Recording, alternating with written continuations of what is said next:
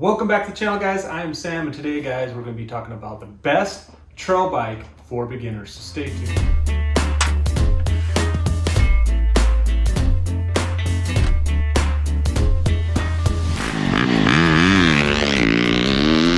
All right, guys, before we jump into the best trail bike for beginning, or if you're just getting started into dirt bike and want to do some single track or trail riding, if you guys aren't already subscribed, please hit the subscription button. Also, there is a Rocky Mountain UTV link in the description below. We get a small commission of any of the parts that you buy or any of the gear you buy, so thank you in advance. All right, guys, we're going to be talking about the best dirt bikes for trail riding if you're a beginner or just getting into dirt biking. Do not buy a 450 for your first dirt bike if you're gonna do trail riding. That is not the right bike. I do not care what your neighbor says. The goal is to learn the proper technique. And a 450, especially motocross bike, all you're gonna be doing is holding on. And in fact, the suspension's too stiff, there's way too much power, the gearing's wrong, the entire bike is terrible for trail riding. And it will hurt you. And you may not be able to dirt bike. That's not something we want. We want you to be able to have fun and be safe. So basically I'm going to split this up. So there's the easiest bikes, the middle bikes, and then the hardest bike, and then I have the bikes for beginners, and then also I have a wild card bike. So the easiest bikes to learn on and also the most affordable are going to be the trail bikes from Honda, Yamaha, and Kawasaki. So the Yamaha makes a TTR lineup, anywhere from a TTR 230, which is the largest one, comes with electric start, air-cooled, lower suspension. These bikes, the largest ones, like the TTR, is around a 34-inch seat height, and then they go all the way down to the PW for little kids. So these are the trail bikes from Yamaha. And then Honda trail bikes, they have a CRF 250F, around that same seat height, electric start, air-cooled. They also go down all the way to the CRF 50. And then the Kawasaki, you have the KLX lineup. And Kawasaki has something a little bit different. They have a KLX 300, which is got bigger suspension, also air-cooled, or liquid-cooled instead of air-cooled. But they also have a KLX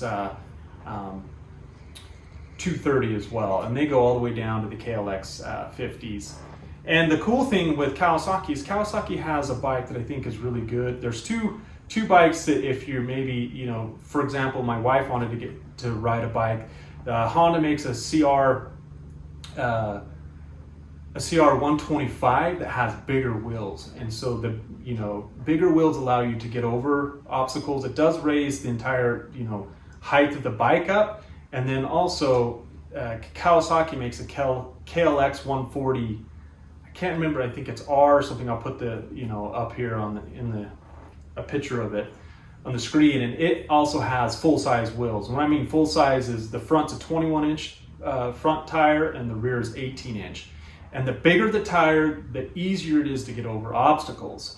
So those are kind of the recommended beginner bikes for trail riding. They're the easiest, they're the most affordable. Like I said, they're all mostly air-cooled. They have soft suspension. A lot of them have electric start, which make it easier. But the downside of some of these is they're heavy and they're kind of slow and boring.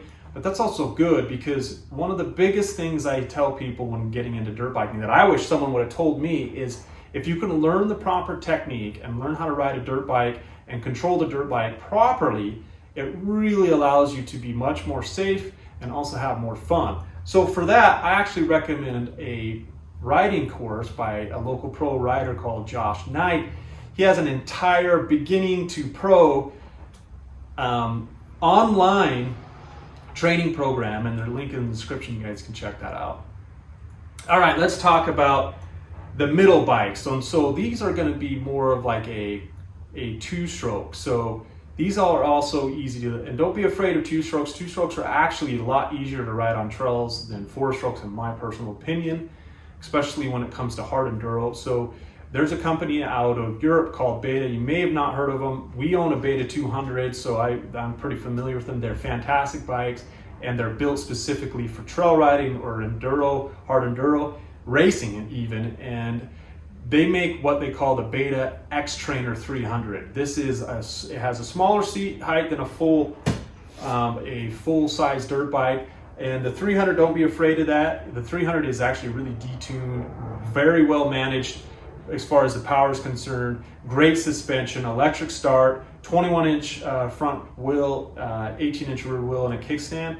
So if you wanted something a little bit more high quality, I wouldn't say high quality, but yeah, I would say high quality. Basically, if you want something a little bit better than the the standard trail bikes from Honda and Yamaha, and this is a step up, definitely, is a great option. Also the Beta 200R. Now, you could even get a KTM 150 XCW. Now, that is considered a closed course race bike, and it has a full-size frame.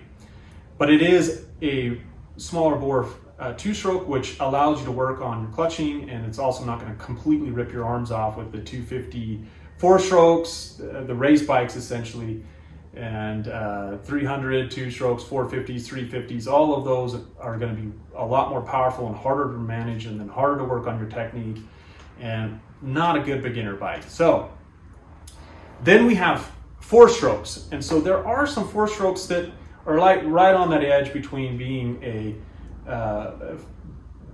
race bike, but also still a trail bike. And there's two bikes, one's from Yamaha and the other one's from Honda. So the Yamaha WR250 is a great beginner bike. It is built off a full-size frame, so around 35 inches tall.